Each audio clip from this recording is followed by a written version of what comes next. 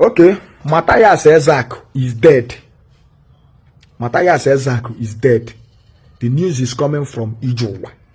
But finally, Mathias Ezeaku is still alive. Then take away. Maka Mathias Ezeaku, can you wear ya? Say can make this video.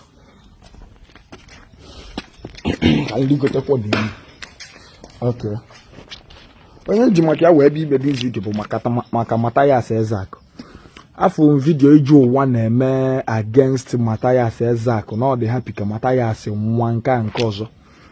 Ọ bụ eziokwu na Mathias Ezeaku sometimes ọ na-eme ife ọ na-eme ka obi ife oke. Because one thing in this life bụ ya if you wish ilu mmadụ ga-abịala. Ama m mgba ya bụ mmadụ nwa instead of Mathias ibelele onye ahụ. Mana mmadụ niile nọ n'ụwa ya nwa ife ọ ya eme bụ ọbịa ṅụrịba. Si na Jesus egbuo ya. Na Jesus ya save here this that ọnọkata je ebe a na-ele akpati ozu si na ndị ụka ya anwụsịsị onwekwo na onye karịa ọnwụ in this life ọsọ ị na-aka ụka ọsọ ị na-eme Muslim ọsọ ị na-eme omenala ọsọ onwere onye were ndụ ya nye Chukwu emenenu emenala everybody ya anwụ but onwe ihe nsị ka ntụtụ aka Mathias Ezeaku before ị nwa aṅụrị n'ife na-eme eketa maka na arụ adịrị ya chekie mmadụ one sigo n'aka ya nwee unu ebe fabi today. Mathias Ezeaku emegwu a lot of good na Igbo kwesị ka recognize ya which is na ife Mathias Ezeaku megwu na Igbo bụrụ pastor mee kwọt ya aya anụ ife ọ ya na-ewu ewu na-afịa afịa ruo taa anyị agụta mmadụ onye Mathias Ezeaku rugoro ụlọ anyị agụta mmadụ n'ọgwụgwọ ọya free of charge. Onwere ife dịka na ga-eburu onye arụ na aya bubata n'ụlọ ọgwụ agwọ onye a free of charge. Nke a gode loan ịma nwaanyị onye mụgwọ nwa n'ụlọ ọgwụ ọrụ free of charge. Mathias Ezeaku have done a lot of good than bad.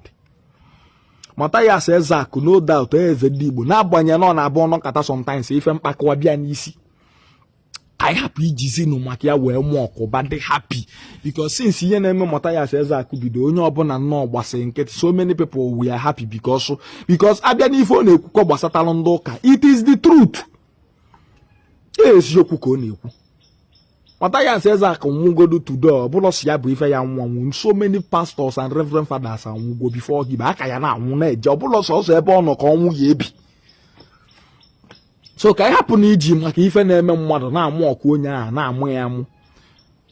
Anụ m fake news na Mathias Ezeaku ọnwụna. So many people na-ebu that fake news but I believe no fake news dey ya because I don't think ọ bụrụ na ọnwụgwo ọ bụrụ na ọ n'ije ụwa ka o yi esi wee pụta. But I pray that he will not die. O nwere ife ga-eme. Ịghọta. Ihe m na-ekwukwa bụ na ị na-ewu ichi Mathias Ezeaku ife ọjọọ chetakwa ezigbo ife o megbuolu ndị Igbo because as far as I'm concerned Mathias Ezeaku have tried.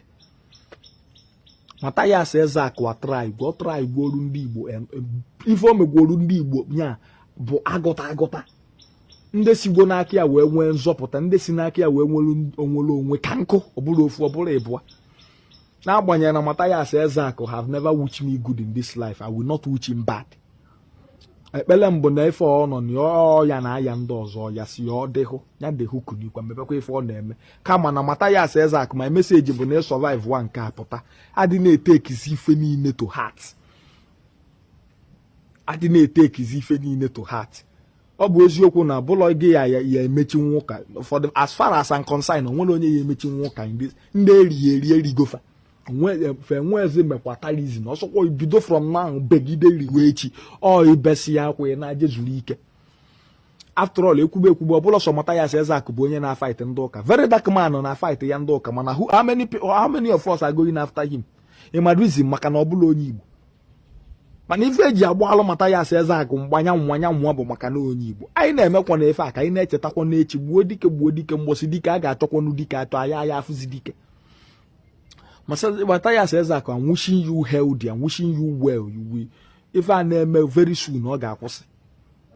I believe ndị niile ezogwo ndị niile gwogwo ya your good deeds will remember you. That is what I believe. Onye mara asụnya sụwa n'ikwe ịma ha asụsụwa ya n'ọkpa ọ kwụsịkwa ife nwere ikwu which ye no Mathias quick recovery unu ewichi ya death ọ dị ọkwa mma ọkwa nwanne anyị okwu onye Igbo ka ọ bụ ekwukwa nke ọra n'ọnụ.